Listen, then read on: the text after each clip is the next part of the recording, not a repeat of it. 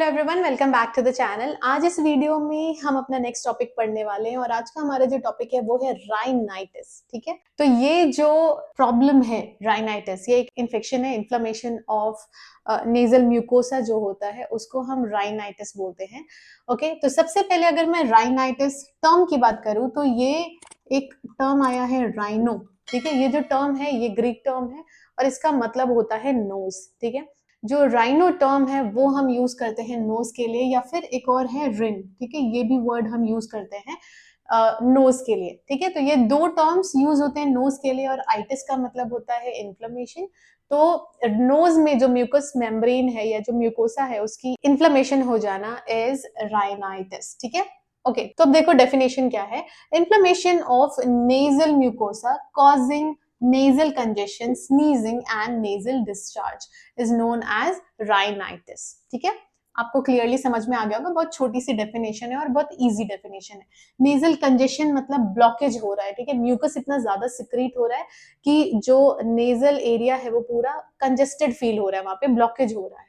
Sneezing क्यों आती है? क्योंकि जो ये नेजल म्यूकोसा है वो इन्फ्लेम्ड हो रखा है, बहुत सेंसिटिव हो रखा है और जब भी आप इनहेल करते हो वो उसको इरिटेट करता है और आपको स्नीजिंग आती है। ठीक है, उसके अलावा नेजल डिस्चार्ज भी होता है। ठीक है, तो ये है राइनाइटिस का डेफिनेशन। अब आ जाते हैं इसके टाइप्स पे। तो इसमें कुछ हमारे पास ये तीन टाइप्स हैं। ठीक है, एक्यूट वायरल राइनाइटिस जिसे हम बोलते हैं कॉमन कोल्ड, या फिर नेजोफेरिंजाइटिस, फेरिंजाइटिस। ठीक है, तो इसके कुछ तीन नाम हैं। Acute viral rhinitis, acute rhinitis मत लिखना, एक्यूट राइनाइटिस इज यही वाला। ठीक है, जो हम पढ़ रहे हैं इसको आप एक्यूट राइनाइटिस भी बोल सकते हो। एक्यूट वायरल अगर राइनाइटिस लिखा है तो वो होता है कॉमन कोल्ड या फिर नेजोफेरिंजाइटिस। दूसरा क्या है? Allergic rhinitis.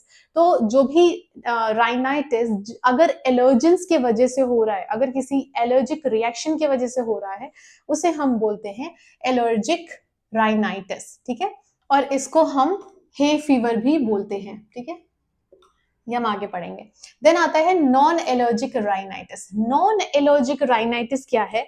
इसमें कोई भी एलर्जेंस प्रेजेंट नहीं है। ऐसा नहीं है कि किसी एलर्जन से आपको हो रहा है, बस कुछ ऐसी चीजें हैं जो आपको इरिटेट कर देती हैं और आपके जो नेजल एरिया है वहां पे ब्लड वेसल्स क्या है, बहुत ही ज्यादा एक्सपैंड कर जाते हैं, जिसकी वजह से जो लाइनिंग है उसमें एक्सेस म्यूकस फिल होना शुरू हो जाता है। ठीक है, अब आपने देखा होगा, आप कभी परफ्यूम स्प्रे कर रहे हो या कुकिंग कर रहे हो या कुछ खा रहे हो तो सडनली आपको राइनोरिया फील होगा, मतलब रनी नोज आपको फील होता है। ठीक है, अब स्पेशली आफ्टर अप्लाइंग कोई भी परफ्यूम। ठीक है, तो उसको हम किस में काउंट करते हैं? नॉन एलर्जिक राइनाइटिस से। मतलब आपको परफ्यूम से या खाने से एलर्जी नहीं है, बस वो कुछ इरिटेट कर रहा है थोड़ी देर के लिए जिसकी वजह से आपको राइनोरिया हो गया है। ठीक है, या स्नीजिंग आ जाती है। ओके, तो इसको हम नेक्स्ट वीडियो में डील करेंगे। अभी फिलहाल हम कॉजेस पढ़ लेते हैं। तो राइनाइटिस के कॉजेस क्या है?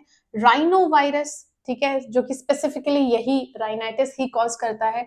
कोरोना वायरस, अब तो इसका नाम तो कोई भी भूलने वाला नहीं है, बहुत ही अच्छे से। पहले क्या है, पहले हम कोरोना वायरस पढ़ते थे पर इसको किसी ने इतना ज्यादा ध्यान दिया नहीं था। ठीक है, लेकिन अब आई डोंट थिंक कि इसको कोई भी भूलने वाला है। ओके, देन स्मोक, उसके बाद इन्फ्लुएंजा, एलर्जेंस और स्ट्रॉन्ग ऑर्डर। ठीक है, किसी भी चीज का ऑर्डर हो सकता है। स्ट्रॉन्ग ऑर्डर अगर है तो आपको ये नॉन एलर्जिक राइनाइटिस देखने को मिल सकता है। ठीक है, नेक्स्ट आता है साइन एंड सिम्टम। तो उसमें स्नीजिंग होगी, बहुत ही ज्यादा छींक आती है, नेजल कंजेशन, ब्लॉकेज फील होगा, रनी नोज मतलब राइनोरिया, देन माइल्ड हेडेक भी रहेगा। उसके अलावा नोज में इचिंग भी होगी, इचिंग होता रहेगा नोज में। देन वाटरी आईज, आंखों से भी पानी आएगा और स्मेल जो है वो रिड्यूस हो जाएगा। ठीक है, मतलब जो सेंस ऑफ स्मेल है वो रिड्यूस हो जाएगा, आप कोई भी चीज अच्छे से स्मेल नहीं कर पाओगे। ठीक है, ओके, तो ये तो हो गया साइन एंड सिम्टम। देन हम बात करेंगे डायग्नोसिस के बारे में, डायग्नोस्टिक इवैल्यूएशन के बारे में। यहाँ पे शॉर्टकट में डीई लिखा है। फिजिकल एग्जामिनेशन करोगे। अब फिजिकल एग्जामिनेशन में आप क्या चेक करते हो कि रेस्पिरेटरी रेट कितना है, SpO2 कितना है, फीवर है या नहीं है, या आप जो बेसिक वाइटल साइंस है वो तो चेक करते ही हैं। उसके अलावा आप पूरा जो एग्जामिनेशन है, फिजिकल एग्जामिनेशन, वो प्रॉपरली करते हैं। ठीक है, उसके अलावा है एलर्जी टेस्टिंग। ठीक है, कुछ एलर्जीज टेस्टिंग भी होती है। ये जब हम स्किन डिसीज पढ़ेंगे ना, वहां पे हम पढ़ते हैं पैच टेस्ट। ठीक है। तो पैच टेस्ट का मतलब होता है कि स्किन पे ना ऐसा एक पैच लगा देते हैं, ठीक है, उसमें मल्टीपल चीजें भी आप लगा सकते हो और कुछ कुछ चीजें भी लगा सकते हो। अगर किसी को स्पेसिफिकली पता है कि मुझे इस चीज से एलर्जी है तो उसके लिए थोड़ा काम इजी हो जाता है। पर ऐसे लोगों के लिए जिनको पता नहीं है कि उन्हें किस चीज से एलर्जी है, उनके लिए ये पैच टेस्ट होता है, ये उनके बैक पे लगाया जाता है, आप इमेज में देख सकते हो। और ये एक एक बॉक्स में ना अलग अलग चीज उनको वहां पे लगाई जाती है, जिससे पता लगता है कि स्पेसिफिकली किस चीज से एलर्जी है। जब आप ये पैच हटाओगे, जिस एरिया में भी एलर्जी है, दैट मीन्स उस इंसान को उस पर्टिकुलर चीज से एलर्जी है, ठीक है। तो ऐसे होता है एक एलर्जी टेस्ट। ओके, देन आता है नेजल एग्जामिनेशन। तो नेजल एग्जामिनेशन भी अच्छे से करते हैं कि कंजेशन है या कोई मास डेवलपमेंट तो नहीं है या क्या एग्जैक्टली प्रॉब्लम हो रही है, वो चेक करते हैं। लास्ट आता है यहाँ पे मैनेजमेंट। मैनेजमेंट में हम एंटीहिस्टामिन्स दे सकते हैं, अगर एलर्जी वगैरह हो रही है तो एंटीहिस्टामिन्स दे सकते हैं। सेलाइन स्प्रे, ये सेलाइन स्प्रे क्या है, नेजल डीकंजेस्टेंट है, ठीक है। ये क्या करता है, जो भी नेजल एरिया में कंजेशन हुआ है उसको हटाता है, ठीक है। सेलाइन स्प्रे आपने देखा होगा, ऑट्रिविन वगैरह बहुत ज्यादा फेमस है वैसे तो ये कुछ स्प्रेज होते हैं, नेजल स्प्रे, जो कि कंजेशन को दूर करते हैं, ठीक है। उसके अलावा है डीकंजेस्टेंट्स। डीकंजेस्टेंट्स मेडिकेशंस भी आती हैं, सिरप्स भी आते हैं। उसके अलावा है इंट्रानेजल कॉर्टिकोस्टेरॉइड्स, ठीक है। इंट्रानेजल कॉर्टिकोस्टेरॉइड्स ये जो है ये स्पेसिफिकली यूज होता है एलर्जिक राइनाइटिस, हे फीवर या फिर क्रोनिक राइनोसाइनसाइटिस, ठीक है। अगर राइनोसाइनसाइटिस है किसी को भी क्रोनिक, तो उसे ट्रीट करने के लिए भी इंट्रानेजल कॉर्टिकोस्टेरॉइड्स देते हैं। इसके कुछ एग्जांपल्स हैं, फ्लूटिकासोन, फ्यूरियट और ब्यूडिसोनाइड। ये तो बहुत ज्यादा सुना होगा आप लोगों ने, ठीक है।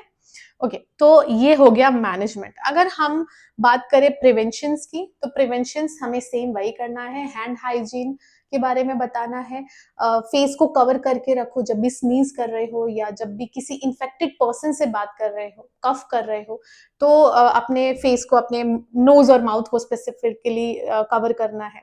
उसके अलावा मेडिकेशंस प्रॉपर लेने हैं, कहीं भी बाहर जा रहे हो अगर बहुत ज्यादा डस्ट वाला एरिया है तो, या ऐसे भी मास्क पहन के जाओ तो बेटर रहता है।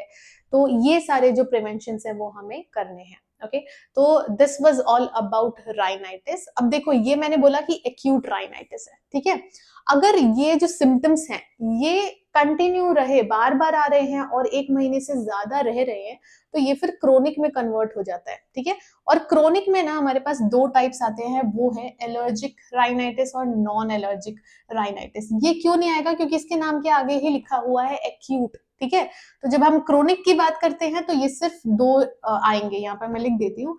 अगर क्रोनिक राइनाइटिस है, ठीक है, तो इसके 2 टाइप्स हैं, एलर्जिक और नॉन एलर्जिक राइनाइटिस, ठीक है। तो ये 2 टाइप के राइनाइटिस होते हैं। ओके, और क्रोनिक राइनाइटिस हम किसको बोल रहे हैं, अगर एक्यूट राइनाइटिस ठीक नहीं हो रहा है या मोर देन 1 मंथ सिम्टम्स रहते हैं तो, ठीक है, 1 मंथ, तो हम बोलते हैं chronic rhinitis. Okay, so this was all about rhinitis. Next video में हम बात करेंगे एक्यूट वायरल राइनाइटिस, जो कि बहुत कॉमन है, कॉमन कोल्ड, हम इतना सभी को होता रहता है कॉमन कोल्ड, ठीक है, तो वो हम पढ़ेंगे। आई होप आपको ये सब अच्छे से समझ में आया हो। अगर ये वीडियो अच्छी लगी तो वीडियो को लाइक करें, चैनल को सब्सक्राइब करें, और कोई भी डाउट या फिर रिकमेंडेशन है तो आप मुझे कमेंट सेक्शन में बता सकते हैं। Thank you so much for watching.